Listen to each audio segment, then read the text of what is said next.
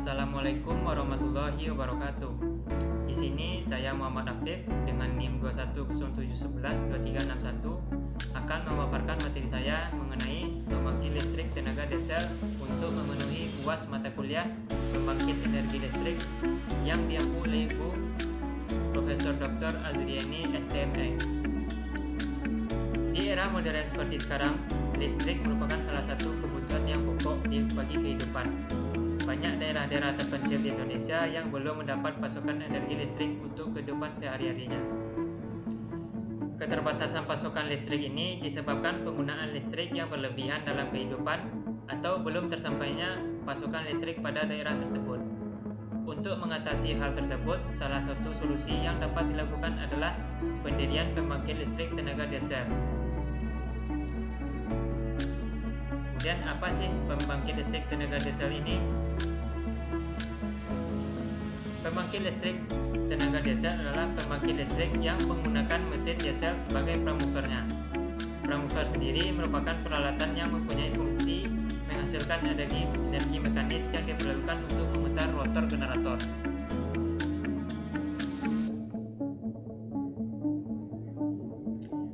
PLTD merupakan suatu instalasi pembangkit listrik yang terdiri dari satu unit pembangkit dan sarana pembangkitan. Pada mesin diesel, energi bahan bakar diubah menjadi energi mekanik dengan proses pembakaran di mesin itu sendiri. Kemudian, apa sih fungsi PLTD ini? Pertama, PLTD ini berfungsi untuk memenuhi kebutuhan listrik dalam jumlah beban kecil, terutama untuk di daerah terpencil atau untuk listrik pedesaan dan untuk memasuk kebutuhan listrik suatu pabrik. Kemudian, sebagai unit cadangan yang dijalankan pada saat unit pembangkit utama yang ada tidak dapat mencukupi kebutuhan daya listrik. Maksudnya sebagai unit pembangkit yang menyuplai listrik selama 24 jam atau sebagai pemikul beban tetap. Sifat pengoperasian harus pada beban dasar yang berkapasitas tertinggi dan tidak dipengaruhi oleh frekuensi beban tetap. Hal ini memungkinkan juga bila pasokan dapat mengalami gangguan. Kemudian, sebagai unit beban puncak atau peak load. Bila PLTD dioperasikan pada beban puncak, biasanya dalam waktu yang tidak lama karena dapat berfungsi untuk menaikkan tegangan yang turun pada saat beban puncak. Dan sebagai unit cadangan atau emergensi yang dijalankan saat keadaan darurat. Saat terjadi pemadaman pada unit pembangkit utama. Bila terjadi yang mengakibatkan gangguan pada total seluruh jaringan listrik, maka PLTD dapat beroperasi tanpa bantuan tegangan dari luar dan langsung mengisi tegangan serta menanggung beban listrik dengan cepat serta membutuhkan perhatian yang sedikit. Kemudian, tipe PLTD berdasarkan bahan bakarnya. Di sini berdasarkan bahan bakarnya terdiri dari 4. Yang pertama yaitu berbahan bakar solar. Bahan solar adalah bahan bakar minyak hasil tulingan dari minyak bumi mentah. Bahan bakar ini berwarna kuning coklat yang jernih. Kemudian bentang rantai karbonnya C21 sampai C30. Titik-titiknya dari 105 sampai 135 derajat Celcius. Kemudian high speed diesel atau HSD merupakan BBM jenis solar yang memiliki angka performa setan nomor 45. Jenis BBM ini diperuntukkan untuk jenis kendaraan bermotor, transportasi, dan mesin industri.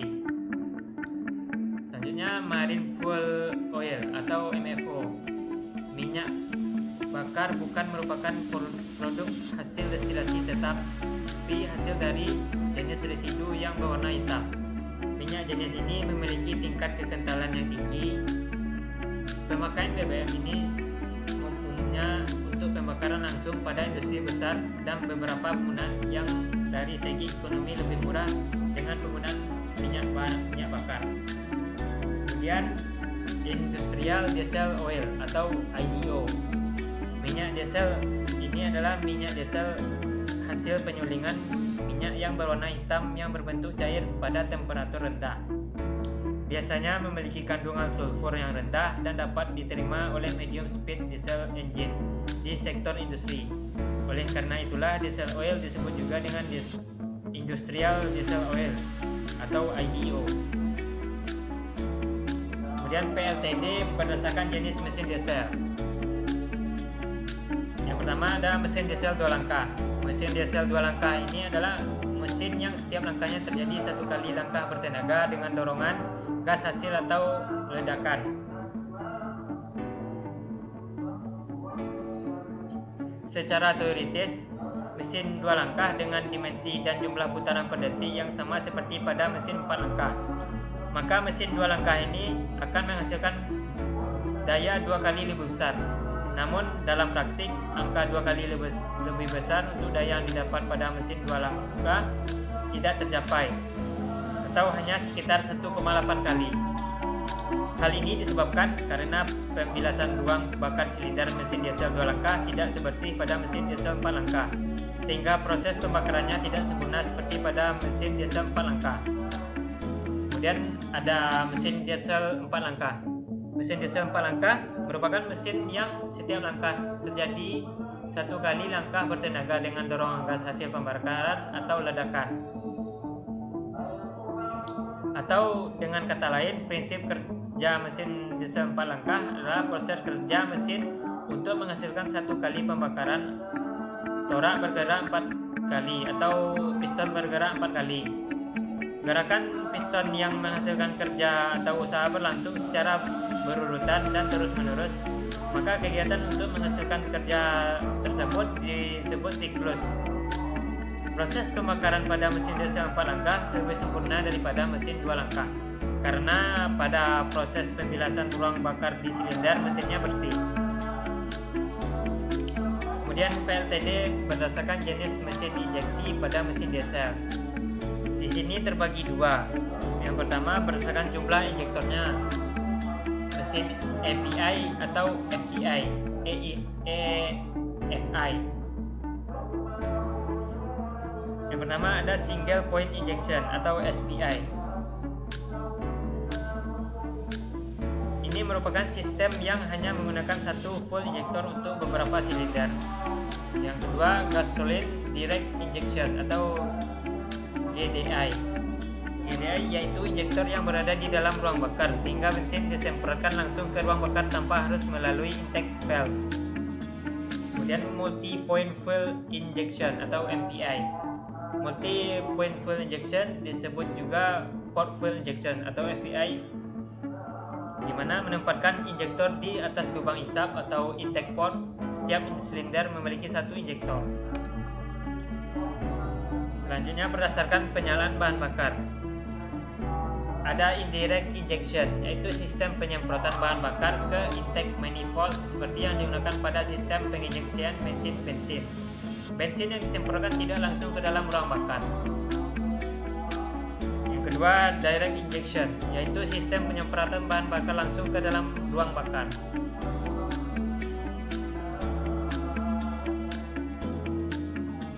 Selanjutnya bagian dari PLTD.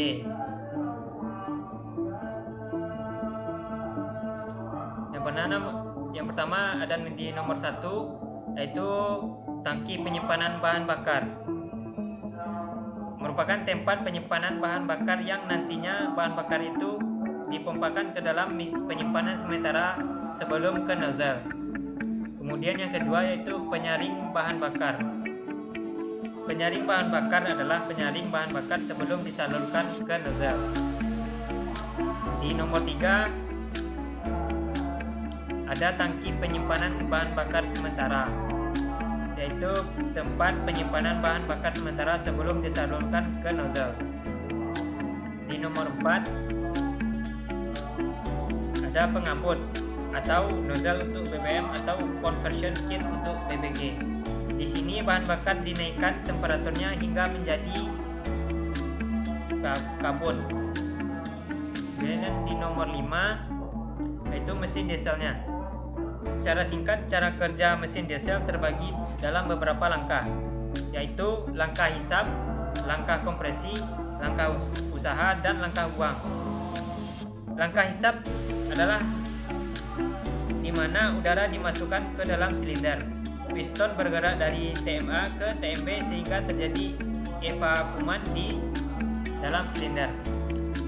Langkah kompresi, di sini piston bergerak dari TMB ke TMA. Pada saat ini kedua katup dalam keadaan menutup. Udara dimampatkan atau dikompresikan sampai tekanan naik dan temperaturnya juga naik sekitar 500 sampai 800 derajat Celcius. Kemudian langkah usaha. Di sini udara yang dimampatkan terjadi kenaikan temperatur. Pada langkah kompresi atau 10 derajat sebelum TMA, nosel injeksi menyemprotkan bahan bakar dengan tekanan tertentu. Bahan bakar ini akan mengaput dan bercampur dengan udara panas. Temperatur bahan bakar akan naik dan ketika suhu bahan bakar telah mencapai titik nyala, maka bahan bakar akan terbakar. Tenaga pembakaran ini akan mampu mendorong piston ke TMB. Dan terakhir ada langkah buang. Di sini piston bergerak dari TMB ke TMA. Katup buang membuka dan katup masuk menutup, sehingga menyebabkan gas bekas pembakaran terdorong keluar melalui saluran buang. Proses tersebut akan berulang selama mesin bekerja 4 langkah. Kemudian di nomor 6 ada turbocharger. Di turbocharger tekanan dan temperatur udara dinaikkan terlebih dahulu. Udara yang dialirkan pada umumnya sebesar 500 psi dengan suhu mencapai 600 derajat Celcius. Kemudian di nomor 7 ada combustion chamber atau ruang bakar. Di nomor 8 ada penyaring gas pembuangan, yaitu untuk menyaring gas yang akan dibuang. Hal ini bertujuan untuk mengurangi emisi yang akan dibuang. Di nomor 9 ada tempat pembuangan gas. Kemudian di nomor 10 adalah generator. Generator ini berfungsi untuk mengubah energi mekanis menjadi energi listrik. Energi mekanis yang dihasilkan oleh ledakan pada ruang bakar yang kemudian menggerakkan rotor generator dan diubah menjadi energi listrik. Kemudian di nomor 11 ada trafo, yaitu untuk menaikkan tegangan yang dihasilkan dari trafo step up dan nantinya disalurkan ke pelanggan. Baik, sekian presentasi dari saya. Terlebih terkurang saya mohon maaf. Saya sudahi dengan Assalamualaikum warahmatullahi wabarakatuh.